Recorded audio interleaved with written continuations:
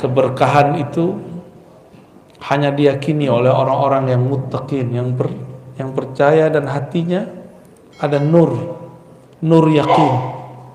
Maka disebut muqinun. Mereka ini orang-orang yang yakin, orang-orang yang penuh keyakinan. Ini disebut qalbul muttaqin. Qalbu apa? Qalbu ini qalbu yang sehat. Makanannya qalbu itu Quran. Isi Quran hudal linnas, hidayah. Bukan lip sync, bukan gaya-gayaan, mau sholat diputer, itu namanya cuma ingat-ingetin. Bukan mushaf itu saja dibawa kemana-mana, bukan. Tapi ketika dia menghayati isinya.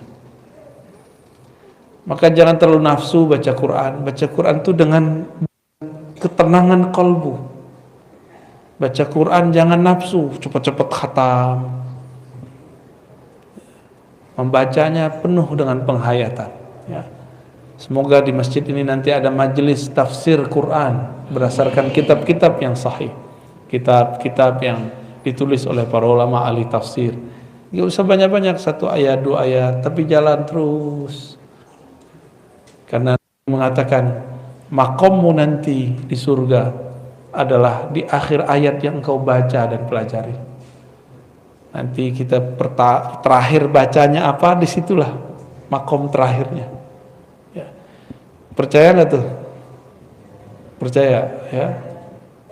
Apa kata Allah? Irqi, naiklah kamu. Makomnya naik terus. 1 ayat beda dengan orang di samping, itu udah ibarat langit 1 dengan langit 2. Makomnya sangat jauh sekali. Ini qalbu yang pertama, qalbul muttaqin.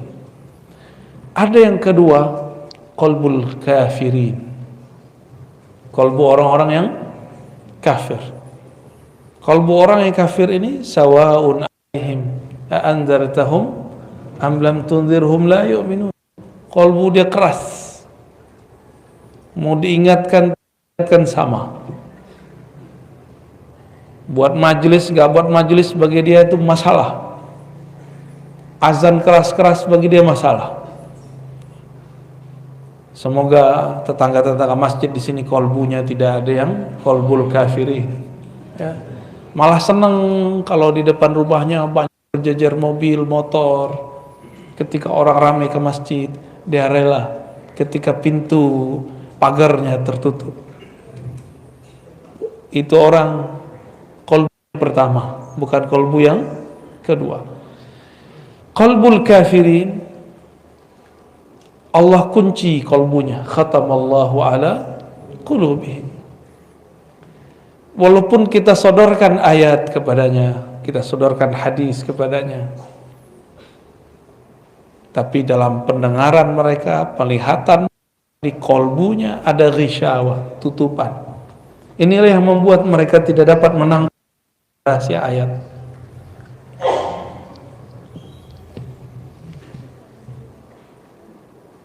Namun ada kolbu yang lebih gawat lagi, namanya kolbul munafiqin. Kolbu orang munafik. Munafik itu nafaqah. Orang-orang yang menunjukkan kesolehan tapi menyembunyikan kekufuran. Izhar as-salah wal iman wa ikhfa'ul kufr wal fisq. Menyembunyikan kebusukan hatinya, kekufurannya, ingkarnya, menunjukkan kesolehannya. Maka orang begini ketemu orang beriman, yang pertama kelompok muttaqin, usahakan soleh. Nanti ketemu orang-orang kafir pun dia ejek lagi itu orang-orang yang muttaqin.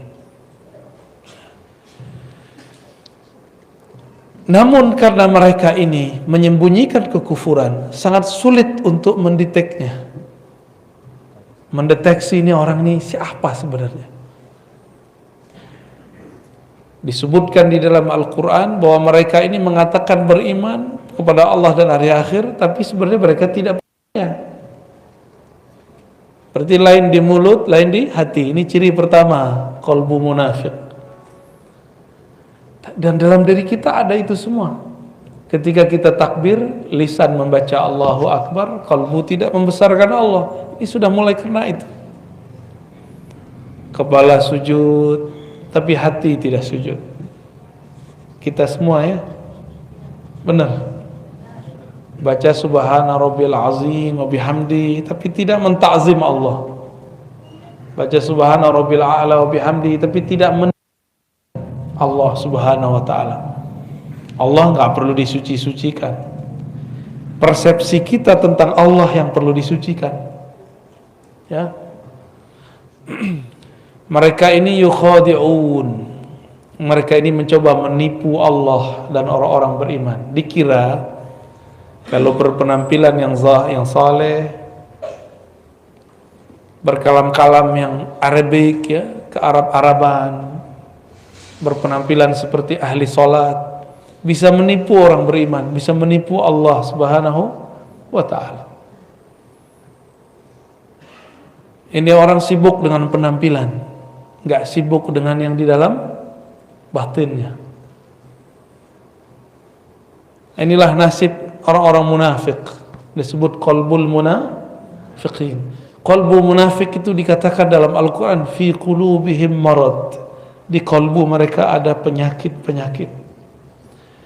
Ayat ini menunjukkan bahwa penyakit itu tidak hanya yang zahir, penyakit pala. Kalau bapak ibu ini penyakit kantong ya, ngomong sama dia duit aja isi otaknya. Apa kabar? Ah, dompet kurang. Omongannya duit. Kapan ngomongin Allah? Ada lagi ngomonginnya kawin. Kapan membicarakan Allah Subhanahu wa ta'ala? Maka disebutkan dalam ayat lain, wala yazkurunallaha illa qalila. Munafik itu kalbunya tidak ingat, tidak sebut Allah kecuali sedikit. Penampilan soleh, tapi kalau ngomong bunuh politik, kebencian isinya. Enggak ingat Allah Subhanahu wa ta'ala.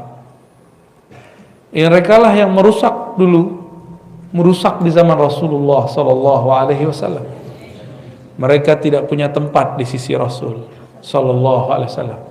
Maka mereka membuat masjid baru, tandingan masjid Nabi, masjid Dirar, masjid yang ingin merusak barisan umat Islam. Masjid tandingan. Tapi ketika mereka makar, Allah pun bermakar. Karena makar itu dibuat oleh hamba Allah. Si hamba tunduk kepada Allah Subhanahu wa ta'ala. Ketika mereka makar, apa yang terjadi? Allah pun menyusun skenario sendiri. Tiba-tiba Rasulullah mengirim Ibnu Malik untuk nyamar jadi orang munafik. Satu kali Nabi SAW diundang oleh beberapa sahabat untuk makan di rumahnya. Ketika giliran sampai di seorang sahabat, Nabi diminta sholat di rumahnya. Ternyata ini rumah baru diresmikan. Itulah dalil kalau kita baru naik rumah, diundang ulama, guru ngaji, sholat di situ. Sholat sunnah kah atau sholat apapun. Itu bukan bid'ah ya. Nggak tahu, tanya aja dalilnya. Jangan bilang bid'ah mulu ya. Apa istilah orang sini? Kalau rumah baru kita huni itu apa? Naik rumah ya. Bener. Samalah dengan istilah kampung saya. Makanlah Nabi SAW di sana.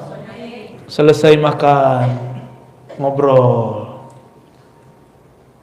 Tahu-tahu Nabi nanya, aina fulan, aina ibn Malik, mana si Malik? Berkatalah sahabat Nabi yang lain, wahai Rasulullah, itu si Malik munafik. Dia masuk, wajahnya wajah munafik. Masa dia hadir di Masjid Dirar? Kira-kira begitu. Apa kata baginda Nabi SAW? Pada pelit selawat ya, dari tadi saya ngetes, itu cuma ada yang selawat. Selawat dong Pak. Ya.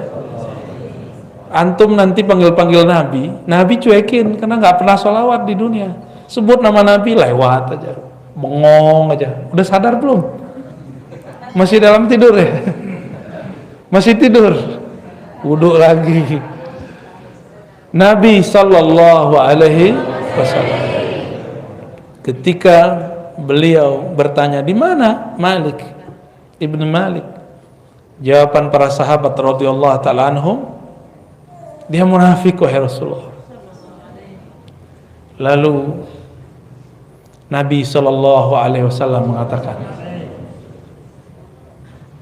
jangan kamu katakan dia munafik. Kenapa? Li'annahu, karena dia berkata la ilaha illallah Muhammadur Rasulullah. Dari kolbunya dia baca. Jadi Nabi ini melarang orang kalau sudah syahadat terus kita tuduh, itu dilarang. Cuma karena beda masjid, apalagi beda partai, apalagi nanti beda coblosan, itu nggak ada urusan antara munafik dan tidak munafik. Di partai manapun ada orang munafik, ada orang mukmin, ada mukhlis, ada yang bermuka 3, bermuka 2, ada yang muka 1, ada lengkap semua. Bisa jadi orang yang dituduh itu bukanlah seperti yang dituduhkan kepadanya. Nabi Shallallahu Alaihi Wasallam membersihkan nama sahabat ini. Ternyata itu orang adalah orangnya Nabi, disisipkan kepada orang munafikin. Jadi tenang aja, katanya corona ini buatan-buatannya mereka ya, biarin, tenang aja. Emang Allah tidur? La ta'khudhuhu sinatu wala naum. Allah tidak pernah tidur. Ngantuk aja enggak. Kenapa kita ngantuk? Karena kecapean. Allah pernah capek enggak? Allah pernah lelah? Tidak pernah. Allah pernah lalai? Enggak. Karena Allah tidak pernah tidur, tidak pernah lelah, tidak pernah ngantuk, maka dia tidak akan pernah membiarkan orang Islam, orang beriman disiksa, dizalimi, gak akan pernah membiarkan. Karena Allah lah waliyul ladzina amanu, wali penjaga orang-orang yang beriman. Allah menyebut dirinya wali. Wali artinya penjaga. Maka wali Allah di muka bumi adalah orang-orang yang menjaga ajaran-ajaran Allah Subhanahu wa ta'ala. Ajaran Allah itu bukanlah ketika berpakaian, pakaian takwa. Ini emang pakaian takwa namanya? Ini pakaian Ahok ini. Baju koko kan artinya abang orang Cina ya kan? Ya, matanya sipit lah ya. Antum keturunan ke-17 kali ya. Kita aja yang kegeeran, ini baju takwa. Nabi mengatakan at-taqwa hahuna. Takwa itu di dalam dada. Hahuna. Maka jangan lagi pernah menilai orang takwa lewat baju. Ya. Ini majelis subuh yang diberkahi Allah. Jangan nilai orang takwa lewat penampilan. Kalau ibu-ibu tuh model jilbab, apa urusannya model jilbab? Yang penting tutup aurat, ya. Tutup aurat, tidak transparan, tidak ketat, udah muslimah, islami. Kalau bapak-bapak ini apa baju takwanya? Koko lagi, ya salah. Nabi SAW percaya atau tidak? Nabi itu suka pakai baju impor. Mumpung orang Batam dekat sama Singapura, ngimpor gitu. Enggak begitu. Nabi ngimpor baju, pakai baju mustawradat yang didatangkan dari luar, karena Nabi SAW di zamannya orang tidak produksi di Mekah, di Madinah, semuanya dibeli dari luar. Ya, marhaban, Kiai, fadal, Kiai. Ta'al. Syifaul qulub. Allahumma shalli wa sallim. Allahumma shalli. Fadhal. Aqalbu munafiqin, inilah yang perlu kita kenal. Ada enggak karakter itu dalam diri?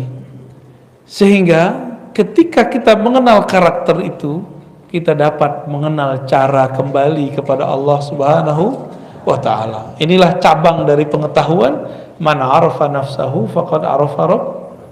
Jadi mengenal diri itu bukan hanya ngomongin diri terdiri, diri terpari, diri terpapar, apalagi itu macam-macam ilmu kajian diri. Bukan itu aja. Mengenal penyakit di dalam diri itu adalah bagian dari ma'rifatun nafs. Mengenal diri. Jangan ketinggian ngomongnya. Badanku, tubuhku, sifat Allah, kalbuku, nur Allah. Apa itu ya? Nanti ngomong itu. Emang dengan berkata begitu kita wusul kepada Allah kan enggak? Ya, ada saatnya ngomong begitu. Tapi enggak benar juga ya. Tubuh ini bukanlah sifat Allah, fi'il Allah. Tubuh ini adalah tajalli fi'il Allah, bukan fi'il Allah. Itu beda tuh. Apa arti tajalli? Allah menunjukkan perbuatannya lewat tubuh kita. Maka orang yang mengenal struktur dalam dirinya, dia akan mengenal bagaimana cara Allah berbuat ke dalam dirinya. Bukan berarti dia jadi Allah kalau habis kenal diri. Ya. Kalau kenal kalbu, kenal nur Rasulullah Sallallahu Alaihi Wasallam, belum tentu juga. Ini kalbunya kalbu yang mana? Maka pembukaan kajian kita dimulai dari pembagian kalbu. Kalbu apa yang pertama tadi? Kalbul muttaqin. Kalbu yang kedua kafirin.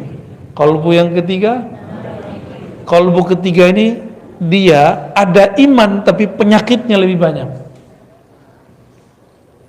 Karena penyakitnya di dalam dada, yang mengerti cuma ahlus sudur, ahli dada, ahli rohani. Tidak semua guru ngaji, guru ustadz itu ahli kolbu. Ada yang cuma dapat ijazah fikih. Fikih ngurusin ilmu hukum. Ada yang cuma gelar LC, MA, doktor, itu urusan akal. Ustadz begini ditanya mengenai ilmu kolbu. Apa kata dia? Bid'ah. Karena dia nggak ngerti, dia bilang bid'ah. Berarti kolbu dia lebih bermasalah lagi. Kenapa? Tidak boleh seseorang yang tidak punya ilmu terhadap sesuatu berkomentar terhadap barang itu. Saya nggak ngerti ilmu kedokteran, boleh nggak saya berfatwa tentang kedokteran? Boleh nggak seorang dokter pemikiran Islam mendiagnosa penyakit seorang? Mendoakan boleh, mendiagnosa jangan. Saya mau tanya, dokter itu berapa tahun dia kuliah? 4 tahun. Koasnya berapa tahun? 2 tahun. 6 tahun baru jadi pakar ilmu penyakit zahir. Dan itu pun belum spesialis. Baru umum. Sama ustadz, kalau belajar agamanya baru yang zahir-zahir doang. Ya dia cuma pakar ilmu yang zahir. Jangan menjawab perkara yang batin. Ini ada orang gak pernah ngaji tasawuf, ditanya mengenai tasawuf, apa kata dia? Oh jangan belajar tasawuf, gila ntar. Tetangga saya belajar tasawuf, gila. Tuh berarti kasat mata yang dia hitung. Terus untuk apa dia belajar selama ini? Kan percuma dia belajar selama ini. Ada nggak orang kerja terus diberhentiin, apa namanya itu, di PHK, stres? Ada nggak? Ada nggak orang kapok bekerja? Kenapa orang nggak kapok bekerja? Lebih banyak orang stres karena di PHK daripada belajar zikir. Karena syaitan tidak pernah diam jika ada hamba Allah ingin belajar tentang Allah. Nggak mau syaitan diam. Makanya guru-guru ngaji, guru-guru tasawuf, guru-guru mursyid tidak akan dibiarkan oleh syaitan, kecuali dia akan membisikkan wali-walinya, wali-wali syaitan, untuk ikut menyerang ahli-ahli tasawuf itu. Maka ciri-ciri tentara syaitan adalah menyerang ahli zikir, menyerang mursyid-mursyid yang bersanad tarikatnya kepada Rasulullah Sallallahu Alaihi Wasallam.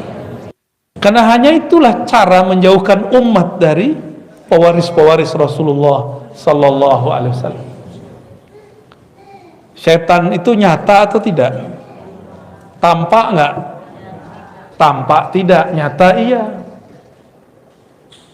Tampak tidak, nyata iya. Apa kerjaan syaitan? Yuwaswisu. Apa arti yuwaswisu?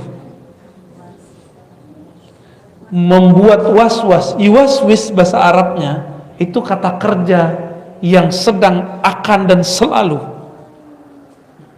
Jadi syaitan itu nggak akan pernah diem untuk membuat suuzonnya umat lewat lisan-lisan dai-dai yang juhala, yang jahil. Bukan dai ilallah, dia dai kepada dirinya, bukan dai ilallah, supaya umat jauh daripada ma'rifatullah, mengenal Allah subhanahu wa ta'ala. Apa ciri-cirinya?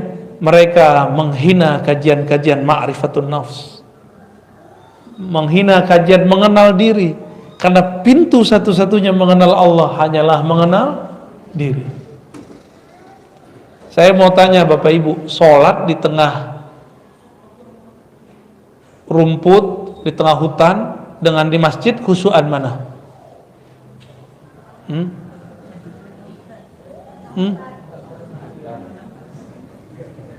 Sholat ada gemercik air, tambah khusyuk nggak? Iya apa enggak? Iya. Ya udah guyur aja ke rumahnya tiap hari. Kawan kita pengen sholat khusyuk, maka kata gurunya, sholatlah di tengah bunyi alam. Maka dia carilah batu di tengah sungai, biar gemercik air. Tahu-tahu ada ular naik, ya kabur juga. Ada yang katanya sholat dengerin suara alam, dengerin suara alam. Dia kira kalau dengerin suara-suara begitu bisa khusyuk. Berarti khusyuk dia di telinga. Kalau mendengarkan suara gemercik air bikin khusyuk, terus orang, mohon maaf, orang tuli bisa khusyuk gak? Mikir kalau berfatwa ya. Nggak tahu jalan khusyuk, tanya kepada orang yang khusyuk. Khusyuk itu mata tertunduk ke tempat sujud, kepala tersungkur, ya, menyentuh lantai. Zahirnya tuh, kolbunya kemana? Kolbunya menghadap kepada yang membolak-balik kolbu. Allah bertempat nggak? Nggak butuh tempat. Tempat yang butuh Allah. Allah tidak memerlukan tempat. Semua tempat ini memerlukan Allah subhanahu wa ta'ala. Lalu bagaimana menghadapkan kolbu kepada Allah? Hadapkanlah kolbumu ke dalam kolbumu. Mulai memandang ke dalam diri. Saya sebut Allah atau tidak? Jangan sibuk lagi membicarakan orang. Ini kajian tazkiyatun nafs, kajian penyucian jiwa, tapi isinya nyala-nyalain orang. Kajian tasawuf tapi membid'ahkan thariqat orang. Kajian zikir-zikir tapi membid'ahkan zikir orang yang berbeda. Katanya kajian tazkiyatun nafs. Tazkiyah artinya menyucikan diri, bukan nyalahin orang lain. Itu dua hal yang berbeda. Akibat tidak mau menyebutnya dengan istilah tasawuf. Ya. Jadi nggak usah malu ya para ustadz. Kajian kita kajian tasawuf, sebut istilah tasawuf. Karena tasawuf itu seperempat dari ajaran agama ini. Pertama bab akidah, yang kedua bab al-Islam tentang fikih, yang ketiga bab tasawuf, yang terakhir bab akhir zaman. Tapi jangan salah guru juga tuh akhir zaman. Kalau nggak beres yang nomor tiga ini jadi cocok logi, karena galau, kolbunya nggak selamat. Udah berapa kolbu kita? 3. Orang kolbu munafik ini wajahnya terlalu banyak, terlalu banyak. Datang ke orang beriman, dia ngaku beriman. Datang ke kelompok A, seakan-akan dia kelompok A. Nanti ketemu yang nggak percaya kepada Allah, oh dia ejek-ejekin tuh orang beriman, kawan-kawannya. Ah, saya itu kalau ke masjid itu nggak enak sama tetangga. Nanti kalau dilihat sama tetangganya, kok kamu duduk sama orang itu? Ya, jaga persahabatan. Selalu bermanis-manis mulut. Orang-orang munafik itu diajak buat baik, apa kata dia? Oh, kami lebih baik.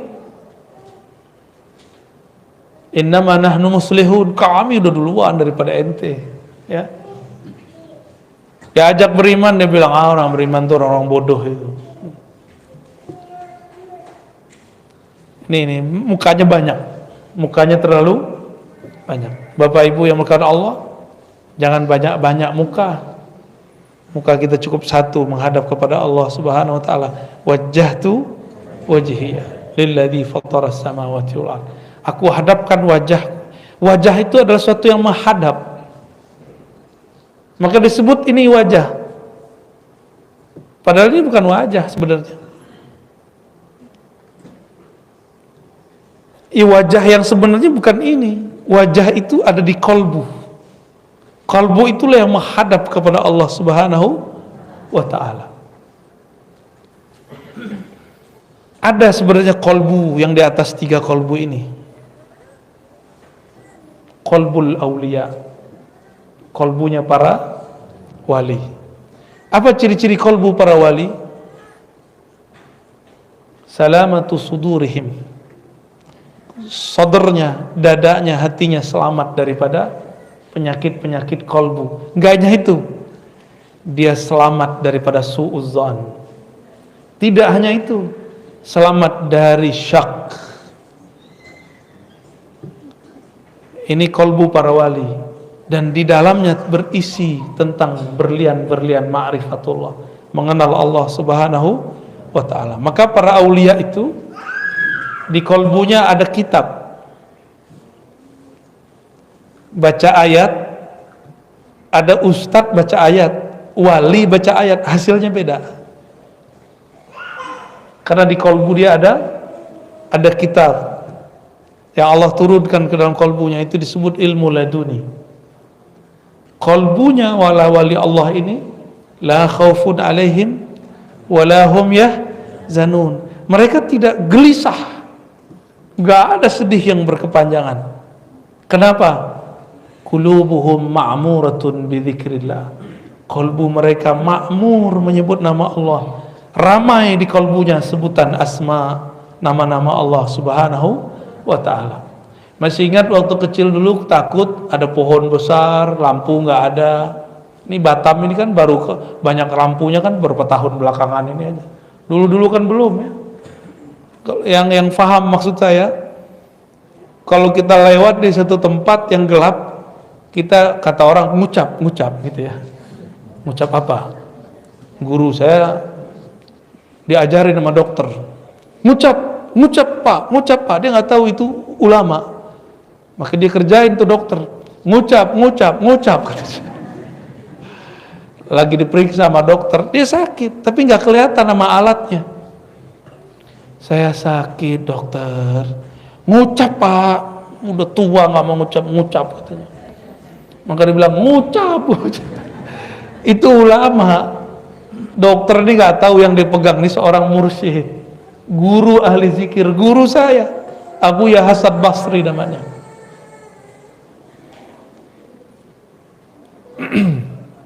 Ya kadang-kadang kita menggarami laut. Nah ini kadang-kadang nggak nyadar juga ya. Di depan saya laut apa nih? Kolam. Jangan comberan. Bapak Ibu yang melakukan Allah, ada qalbul aulia, ada juga qalbul anbiya, qalbu para nabi. Qalbu para nabi, jika para wali di dalamnya ada zikrullah, ada ilham dari Allah, maka para nabi di dalamnya ada ma'rifat kenabian, wahyu. Maka setinggi apapun wali, dia tetap di bawah seorang nabi. Gak ada wali yang lebih tinggi daripada nabi. Para nabi itu pun masih ada lagi kolbu Nabi Muhammad, itulah yang paling tinggi. Jadi berapa macam kolbu? Ya, paling bawah kafir, munafik, muttaqin, aulia, anbiya, Nabi Muhammad sallallahu alaihi wasallam. Semakin jauh dari kalbu Nabi, semakin kufur, semakin berpenyakit. Karena Nabi secara fisik sudah wafat, tapi ruhnya tidak pernah wafat. Maka hadirkanlah ia dalam kalbu kita, hadirkan ia dalam salawat. Maka beruntunglah yang menghidupkan majelis-majelis salawat, beruntunglah yang menghidupkan majelis-majelis zikrullah. Kalbunya ma'mur. Ciri-ciri orang munafik sedikit zikir, banyak nyalahin orang. Ciri-ciri kalbul muttaqin adalah kalbu yang sibuk menyebut namanya, jarang menyalahkan orang lain. Maka ada kajian munafikin, hati-hati. Dia pakai branding nama Rasul, hati-hati. Sunnah Rasul, hati-hati. Tugasnya mereka cuma nyalahin orang beriman, mecah belah umat. Nah, jangan sampai ini kemudian kita salah ambil. Semoga ke depan umat tambah dewasa, tambah mengerti mana yang disebut nutrisi kolbu, mana yang akan merusak kolbu, ya, mana yang akan menyembuhkan kolbu, syifa, mana yang menjadi halak, ya, menghancurkan kolbunya. Allahumma amin ya rabbal alamin. Gimana Pak? Udah. Suatu kali ada seorang sahabat tanya kepada Rasul, hadis sahih Muslim sallallahu alaihi wasallam, wahai Rasulullah, aku senang dipuji, apakah itu merusak amal ibadahku?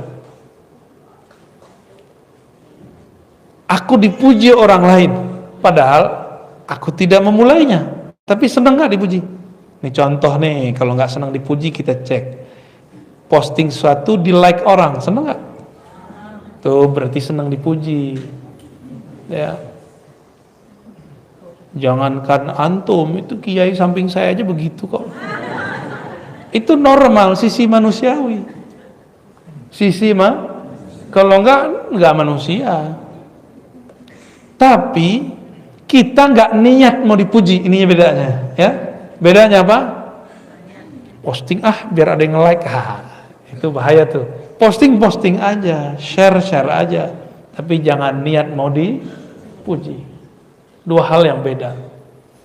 Apa kata Nabi Muhammad sallallahu alaihi wasallam? Itu adalah keridhaan yang Allah dahulukan, yang Allah kabarkan lebih awal.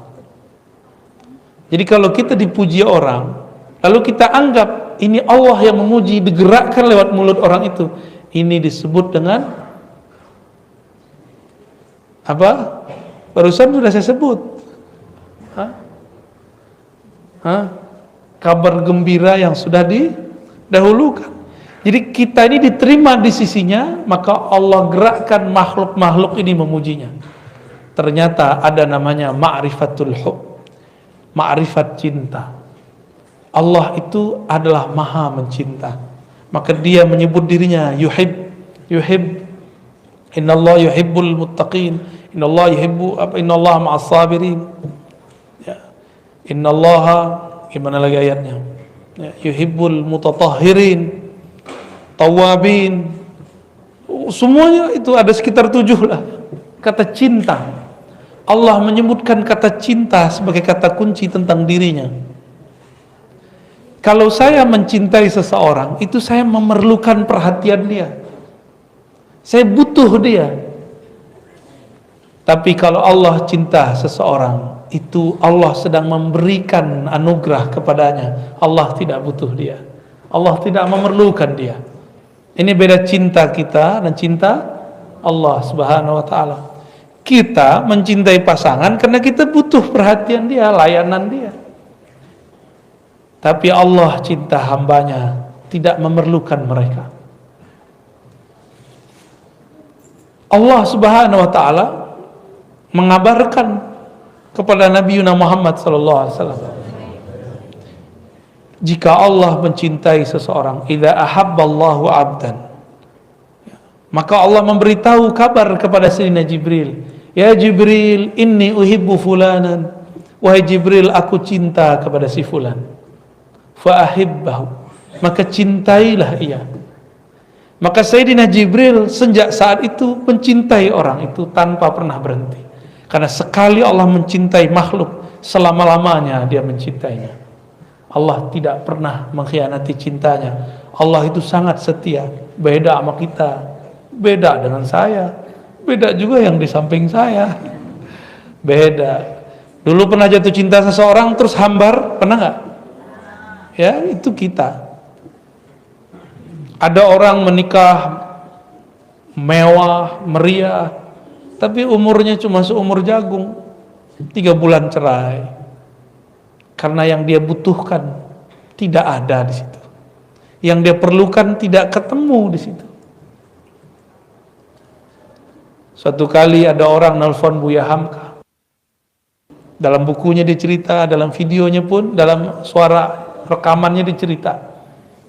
Perempuan itu menelpon beliau, masih keturunan Ningrat, ingin menjadi istri Buya Hamka. Buya Hamka bilang, saya sudah tua, saya tidak bisa menafkahi batinmu. Apa kata dia? Saya tidak perlu, wahai Tuhan, saya hanya ingin membersamai Buya. Wah, gawat itu. Tapi begitulah cinta. Dia hanya ingin khidmah kepada yang dicintainya. Nah, bunuh dulu handphonenya ya. Matikan. Itu bahasa halusnya. Matiin itu bahasa kasar itu. Sama kasar dengan bunuh ya. Tuh matiin. Mengganggu orang lain kalau saya nggak terganggu.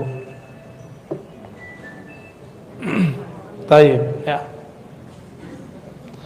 Jadi Allah buat pengumuman, wahai Jibril, aku mencintai fulan, fa ahibbahu. Maka Jibril turun ke langit ke-7 mengatakan, ya ahlas sama, wahai penduduk langit, innallaha yuhibbu fulanan. Allah cinta kepada, fa ahibbuhu, maka cintailah mereka. Malaikat butuh cinta enggak? Enggak, malaikat itu makhluk yang nggak butuh cinta juga. Dia nggak ada syahwat, dia nggak perlu perhatian. Malaikat itu makhluk yang statis, kaku, disiplin. Itu malaikat, mirip-mirip kayak robot, tapi robot Allah. Jadi kalau saya menyebut, biar antum paham, malaikat itu makhluk kayak apa? Kayak robot. Sesuai dengan apa program, begitu dirubah-rubah. Semua malaikat dari langit ke-7, langit ke-6, sampai ke langit mengatakan, inni uhibbu fulanan, aku cinta kepada fulan karena Allah cinta kepadanya. Inilah yang disebut viral di langit, ya, terkenal di langit. Nggak sembarangan itu. Terkenal di langit belum tentu terkenal di bumi. Namanya harum di langit. Kenapa? Karena dia sebut-sebut nama Allah. Tapi biasanya kalau sudah viral di langit, dia adalah orang yang memviralkan Allah di bumi. Orang-orang yang memperjuangkan agama Allah di bumi, Allah viralkan dia di langit. Nama-nama dia disebut. Inilah yang dikatakan dalam surat Ghafir, bahwa para malaikat memintakan ampun, yastaghfiruna lillazina amanu. Mereka memohonkan ampun untuk orang-orang yang beriman di bumi. Semoga nama yang hadir pagi ini termasuk disebut di sana. Amin ya rabbal alamin.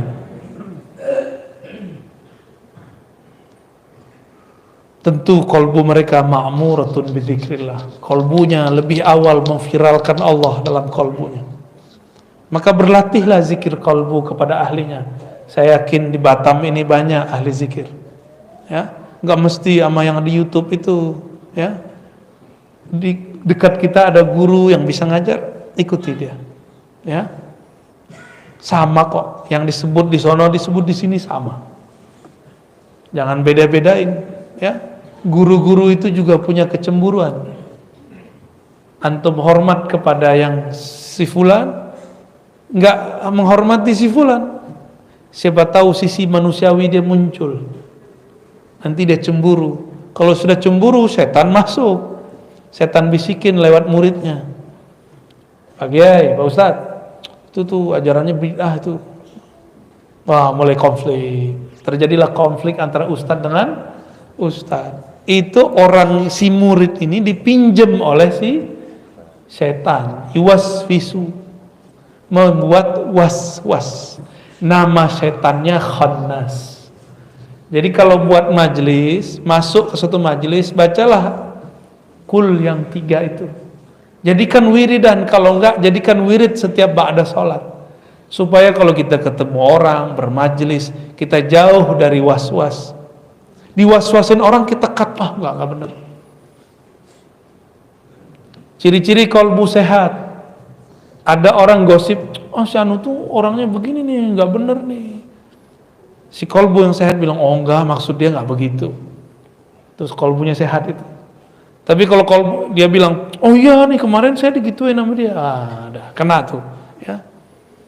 Berarti marid dan marid fi qulubihim maradun fazadahumullahu marada. Bertambahlah penyakitnya. Ketemu lagi orang berpenyakit kolbunya, tambah lagi, mirip virus dan lebih dahsyat daripada corona. Bapak Ibu yang dimuliakan Allah, itulah tingkatan-tingkatan kolbu. Siapa yang kenal kolbunya, dia akan kenal yang membolak-balik kolbunya. Inilah makna, salah satu makna daripada judul ini. Siapa yang kenal diri, kenal Allah. Diri kita yang paling dekat adalah kolbu. Kenalilah dirimu yang mana. Cukup katakan, ya Allah, kolbuku berpenyakit. Engkau maha penyembuh, sembuhkanlah ya Allah. Baik. Sudah? Cukup? Mau tanya jawab? Tanya jawabnya nggak pakai kertas saja? Enggak ya? Nah, pakai kertas kalau mau ya. Karena ini orang Melayu itu negeri kata-kata. Suka kalau dikasih mic itu dapat panggung.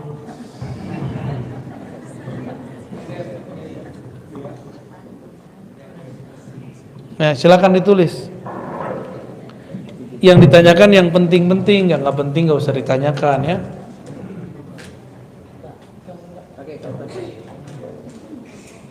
Wah, Pak Armen dari Tanjung Piau, Piayu, Pak Kubu, sekampung Pak. Bolehkah Buya mengijazahkan sholawat Al-Mahdi? Sholawat yang mana itu Pak? Sholawat yang saya ijazahkan itu namanya sholawat ahadiyah. Di situ tertulis Al-Mahdi. Coba sama-sama baca. Allahumma ya ahad. Ya Allah yang Maha Esa. Sholli ala Ahmad. Sampaikan salam kami kepada Nabi kami Ahmad.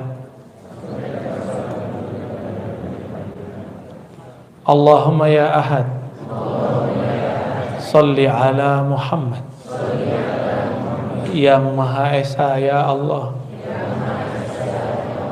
sampaikan rindu kami kepada Nabi Muhammad. Allahumma ya ahad. Sholli ala al-Mahdi khalifatika ya ahad. Ya Allah yang Maha Esa, sampaikan salam kami, rahmat Engkau kepada Imam akhir zaman, Al-Imam Al-Mahdi, Khalifah Engkau, wahai yang Maha Ahad. Saya ijazahkan siapapun yang mengamalkan itu ya. Afdolnya pagi diamalkan 100, kalau tidak ya 10, kalau enggak ya sekali. Karena itu peta ma'rifat akhir zaman. Kenapa dimulai dari Ahad Ahmad, Ahad Muhammad, Ahad Al-Mahdi? Karena yang ada di kolbunya Nabi SAW mengenai ilmu ma'rifatullah Al-Ahad.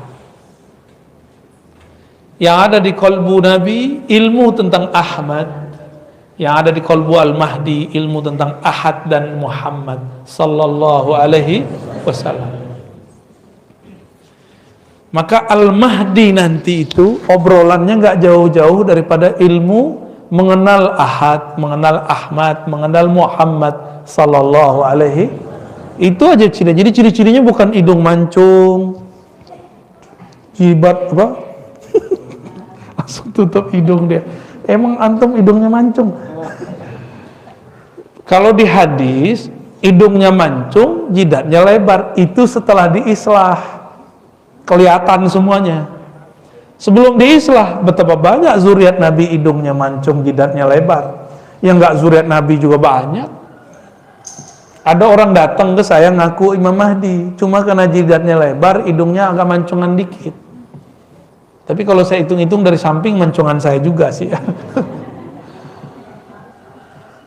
Langsung kita ngomong, ente kalau standar Mahdi itu ke jidat lebar, hidung mancung, mancungan habaib, mancungan orang Arab, mancungan orang-orang Eropa.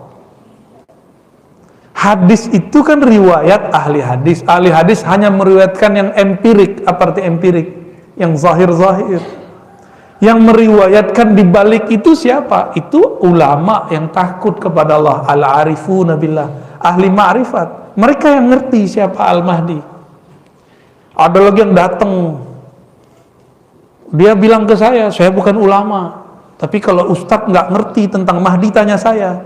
Ya salam. Yang ustadz siapa? Ya. Yang ngerti Al-Mahdi siapa? Ada yang ngomong begitu. Hebat nggak tuh? Ya, cuma lewat mimpi-mimpi doang dia percaya Al-Mahdi. Apakah zikir Allah atau hu Allah atau hu boleh diamalkan tanpa talqin dari guru? Nggak boleh. Harus pakai guru. Zikir Allah itu zikir sudah zikir, kalau versi kedokteran harus dengan resep dokter. Kalau nggak pakai dosis dari dokter takut overdosis. Dan saya sudah banyak ketemu lancang ngamalin zikrullah tapi nggak lewat ahlullah. Maling namanya, nyuri ilmu lewat YouTube. Dulu jangankan lewat YouTube, orang ngaji dalam masjid kita nguping lewat jendela, itu haram diamalkan, nggak boleh. Itu nyuri namanya. Hadir, harus hadir. Karena yang diberkahi itu orang yang hadir. Orang yang hadir itu dia sudah menghancurkan egonya. Kayak kiai ini kan udah menghancurkan egonya, duduk di bawah saya itu udah hancur egonya sudah. Tapi setan bilang lagi, ente hebat, ego mau bisa diatur. Setan itu dia berbintang-bintang. Ada setan ego. Ada setan kalau ego sudah hancur dia muncul lagi, itu bintangnya 3 tuh. Nah, dia masuk ke dalam sir, dia pelototin terus. Hati-hati ya, hati-hati. Makanya disebut hati-hati ya. Jadi jangan coba-coba amalkan zikir itu tanpa bimbingan seorang mursyid. Khawatir salah dosis. Jangan-jangan yang gila-gila itu dia pernah ngamalin lewat buku. Bener bagi ya. Kalau pengalaman saya di kampung dulu, itu banyak yang bunuh diri. Bukan banyak, ada satu bunuh diri. Tiba-tiba dia terjun ke jurang. Stres. Sebenarnya stres karena pekerjaannya nggak ada. Pelarian ke torikot. Torikotnya tidak menyembuhkan karena torikotnya tidak, gurunya nggak memperhatiin dia. Yang diajarkan zikir standar. Nggak puas, galau, terjun masuk ke tebing, mati. Apa kata orang? Oh dia sesat karena masuk torikot, dia gila. Bukan, dia tuh stres karena pekerjaannya, melarikan diri ke torikot. Ada adik kelas saya kuliah di kampus. Di kampus itu lagi ketat-ketatnya, ada dosen yang ketat dalam buat proposal tesis. Stres dia, stres melarikan diri belajar torikot. Ternyata dalam stresnya dia sudah gila. Diajarin torikot tambah gila. Hilangin dulu stresnya baru belajar torikot. Ya, makanya mohon maaf kepada yang minta talqin, saya tidak pernah mengobrol talqin. ngaji aja dulu sehingga muncul kesadaran batin yang dahsyat, baru ditalkin. Gak penting talkin kalau belum beres isi kepalanya, ya. Jadi jangan minta talkin pakai nafsu, ya. Baru sekali ketemu minta talkin, ya. Kecuali kiainya bolehin, kalau saya enggak. Yang saya dapat dari dulu nggak begitu. Saya ngaji dulu lama-lama, baru saya talkin. Sehingga betul-betul kalimah itu masuk ke dalam kolbu karena kesadaran, bukan karena ikut-ikutan. Orang nangis kita nangis, enggak. Orang zikir kita zikir, enggak. Karena ada kesadaran itu dalam diri, baru kita baca. Apa yang dimaksud Nur Muhammad? Ini bukan Nur Muhammad nama orang, ya.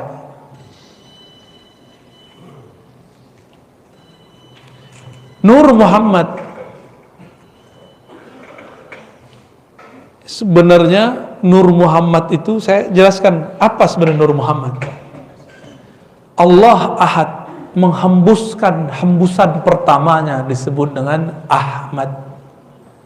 Maka bernamalah Ahmad itu Ruhullah, ruh hembusannya Allah Subhanahu wa ta'ala.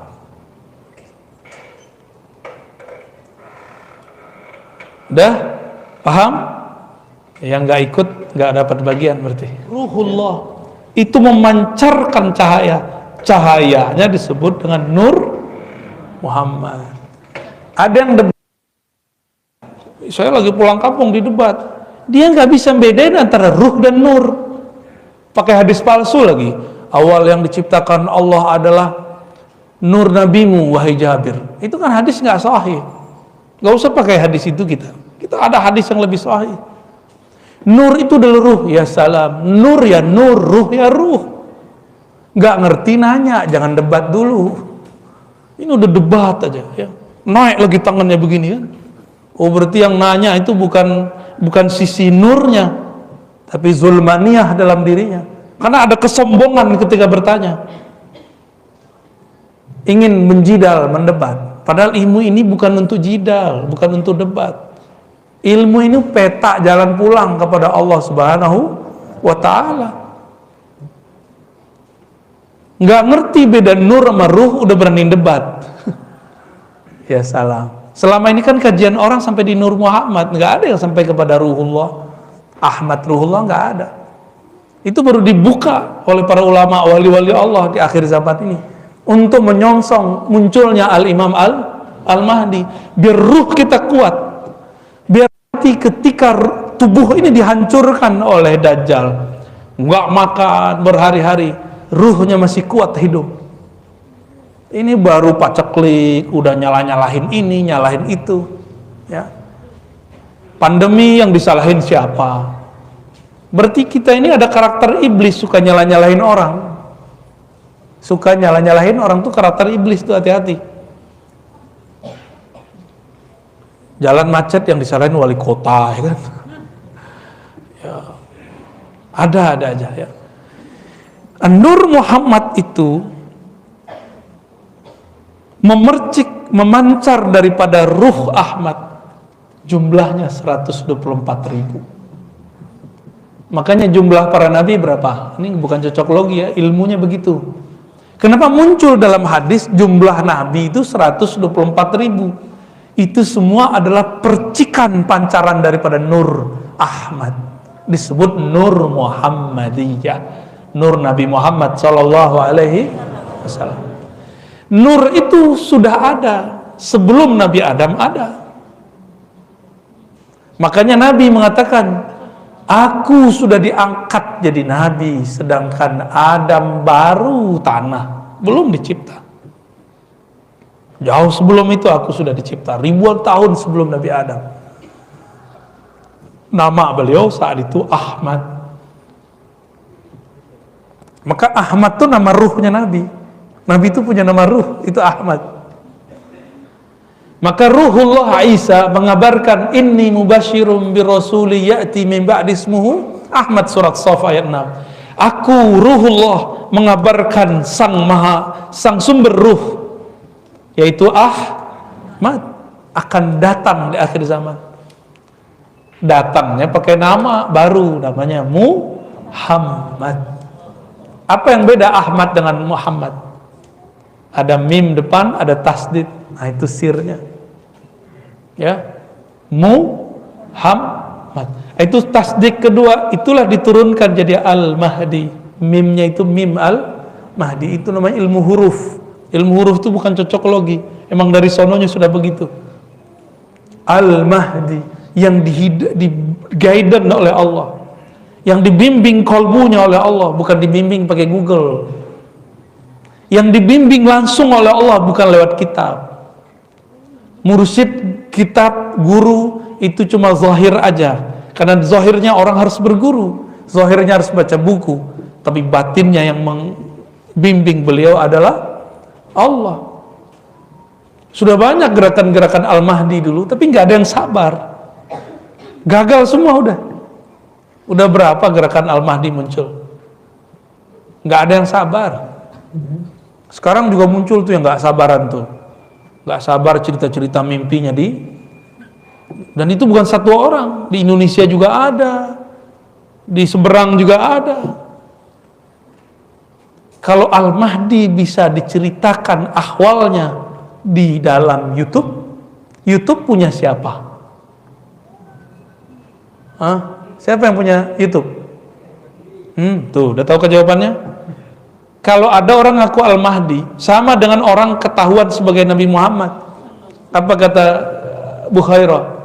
Wahai Abu Talib, jangan biarkan anakmu pergi ke Rum kalau ketahuan dibunuh oleh ahli kitab. Kalau Al-Mahdi ini ketahuan, pasti dibunuh oleh yang punya itu, yang tadi antum sebut itu, pasti dibunuh, nggak mungkin dibiarin. Jadi jangan percaya dengan Al-Mahdi Al-Yutubiyah, yang nggak sabar, ya. Baik. Jadi dalam diri kita ada nggak ada. 124.000 itu kemudian ditutup dengan munculnya sumber dari cahaya itu, Muhammad Rasulullah Sallallahu Alaihi Wasallam. Karena nur itu ada masuk ke dalam diri, makanya bisa bangun subuh, bisa ikut majelis, padahal mau kerja kan, ya sudahlah sesekali kita undur datangnya, itu kan ada nur. Kalau kerja ya sudah begitu tiap hari. Tapi kalau kajian begini mungkin tidak setiap hari. Ada obrolan begitu di kolbu, berarti ada nur Muhammad di dalam kolbunya. Percikannya masih ada, belum padam. Sebenarnya nur ini tidak pernah padam, cuma ketutup oleh nafsu, oleh kepentingan-kepentingan. Ya. Semoga nur ini masih aktif. Ya.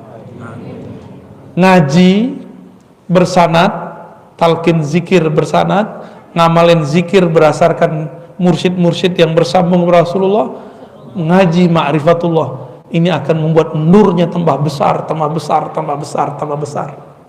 Insya itulah yang disebut dalam Al-Quran, nuruhum, gimana ayatnya? Yas'a baina aidihim, benar ya? Nur mereka bergerak di antara mereka, yas'a, di hadapan mereka.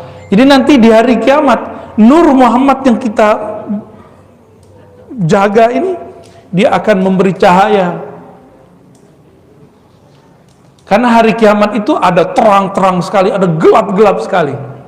Ketika gelap, maka kolbu ini yang bercahaya. Disitulah Nabi lihat mana umatku, mana yang bukan umatku. Umatku yang ada nur Muhammad dalam dirinya, dia pasti berwudu, dia pasti sujud. Maka walaupun jidat kita nggak terang-terang amat, ya, hitam, sawo mateng, nanti kelihatannya bercahaya. Insya udah mulai keriput ya. Maklum, saya udah keriput sejak kelas 2 SMP. Ngaji ma'rifat semenjak umur itu. Udah keriput, udah langsung begini. Dan sudah beruban saya umur itu. Waktu itu anak-anak, ya teman-teman saya masih huru hara, apalah. Tapi kita kemudian merasa, ya Allah, saya nggak nyaman dengan ini. Maka ngaji ma'rifatullah, pulang jam 2 malam. Ada anak SMP pulang jam 2 malam ngaji. Adanya main PS. Sampai jam 3 juga dijabanin ya. Apakah ciri hati yang sambung hati kepada Rasulullah saat berselawat? Ya. Al-Habib itu kekasih. Iza zukira, jika disebut, maka kolbu sang kekasih tamilu. Kullul kulub ilal habibi tamilu. Setiap kolbu kepada kekasihnya pasti dia cenderung. Ketahuilah ciri-ciri di dalam kolbunya ada cinta. Jika disebut namanya, maka berkaca-kacalah matanya, merindinglah bulu romaknya, berdesirlah jantungnya. Jauh pun dia kejar, dekat pun dia pertahankan. Itulah ciri-ciri orang sudah cinta. Cinta kepada Rasulullah sallallahu alaihi wasallam. Rasulullah itu masih punya pewaris, nasabnya dan ulama-ulamanya.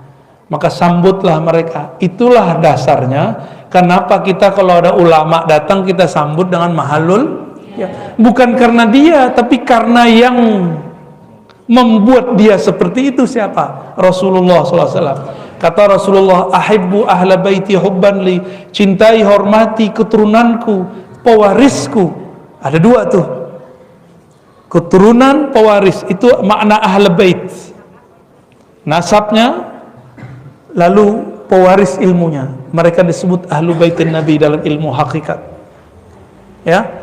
Mereka datang, kita hormat bukan karena mereka, tapi hubban li, karena kalian ta'zim, cinta kepadaku.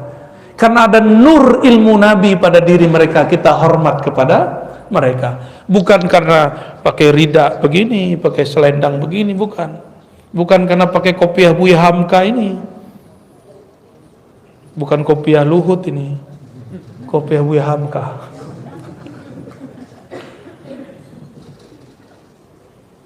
Kok kemana-mana perginya? Udah ya. Oh, ada lagi satu lagi terakhir. Ruhul Jihad. Ini namanya apa nih? Namanya Ruhul Jihad. Masya Allah. Minta ijazah ilmu-ilmu yang disampaikan yang ada di YouTube agar musalsal. Sahih, bagus. Emang begitu kalau orang sudah dapat ilmu, udah baca buku, ingin minta diridhokan, dihalalkan ilmunya. Dengan ini siapapun yang hadir, saya izinkan untuk menikmati, menyerap, mengamalkan kajian-kajian yang ada di YouTube, tapi dari channel yang resmi. Kalau yang lain saya nggak tahu, dipotong-potong ya. Ya, saya sebenarnya nggak punya channel, belum punya channel. Banyak yang ngajak, ayo buat dong official Ar-Razi Hasim. Takut nanti saya tamak sama duit YouTube. Takutnya begitu, tapi udah banyak yang ngajak. Nanti kita lihatlah kalau ada perubahan-perubahan, kalau perlu dibuat kita buat. Tapi selama ini yang kita izinkan ya, mahasiswa saya, santri-santri itu ada di Ribat Nauraniyah.